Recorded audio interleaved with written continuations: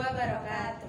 Saya Karisa Limatul Fitria, nomor absen 8 dari kelas 11A, dan rekan saya Nazahra Nisa Putri absen 4 dari kelas 11A.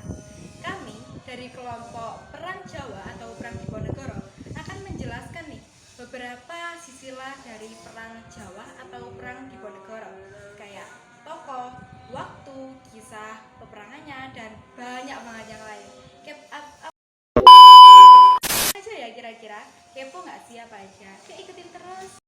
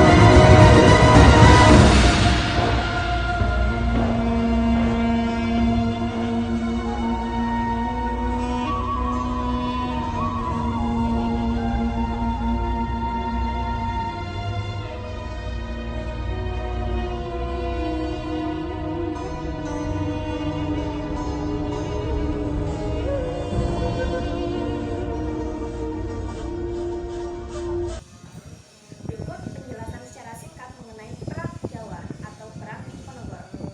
Perang Jawa atau Perang Diponegoro berlangsung dari 1825 hingga 1830. Dipimpin oleh Pangeran Diponegoro, salah satu tokoh penting dalam sejarah perlawanan terhadap Belanda di Indonesia. Berikut adalah rincian terkait Perang Jawa. Yang pertama adalah penjelasan mengenai tokoh utama dari perang ini.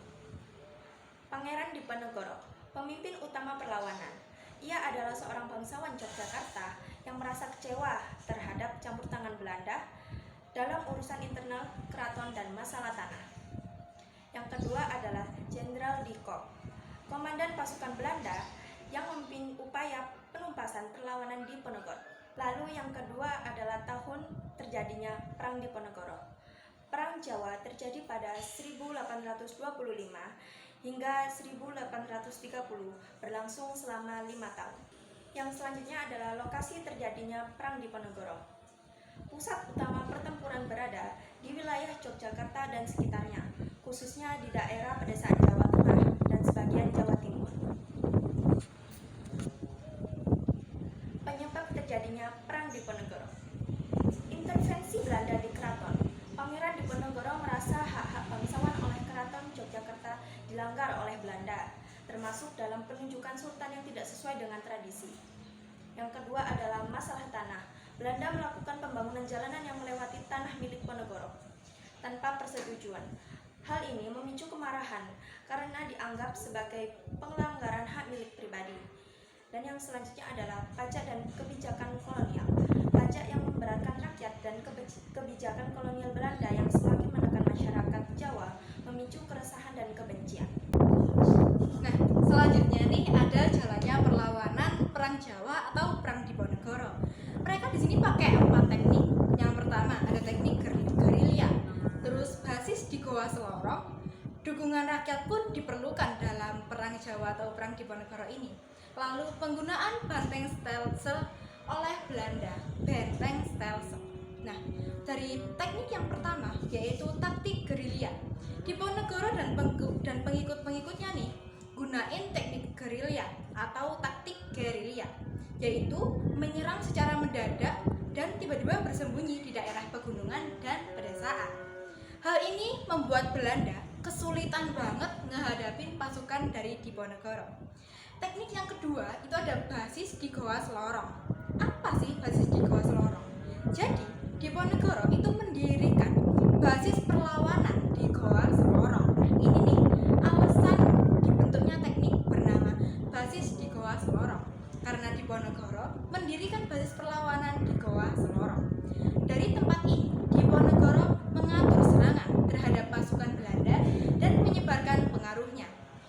Setelah itu, teknik yang ketiga ada dukungan rakyat. Ini bukan termasuk teknik, tapi sangat-sangat diperlukan karena Perang Jawa atau Perang Diponegoro ini membutuhkan banyak sekali massa atau orang. Nah, Perang Diponegoro ini mendapatkan dukungan yang luas banget dari kalangan petani dan ulama yang juga mereka tuh merasa tertekan dari kebijakan kolonial Belanda. Teknik yang terakhir dalam jalannya perlawanan ini yaitu menggunakan benteng stelsel oleh Belanda.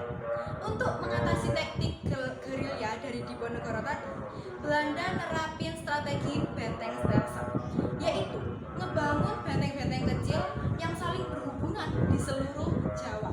Strategi ini tuh punya tujuan, yaitu memutuskan jalur logistik dan komunikasi pasukan Diponegoro. Setelah itu ada akhir dari perlawanan. Setelah tadi ada jalannya dengan sisa hidupnya di situ hingga wafat pada tahun. Setelah 5 tahun pertempuran berlangsung, pasukan Diponegoro mulai ngalamin kekalahan karena taktik Belanda ini sangat-sangat efektif dan pasukan Diponegoro berkurang sumber dayanya. Pada 28 Maret 1830, Pangeran Diponegoro akhirnya ditangkap melalui tipu muslihat dalam perundingan di Magelang, di mana ia tuh dijanjikan negosiasi damai, tapi malah ditangkap dan dibuang ke Manado, lalu dipindahkan ke Makassar.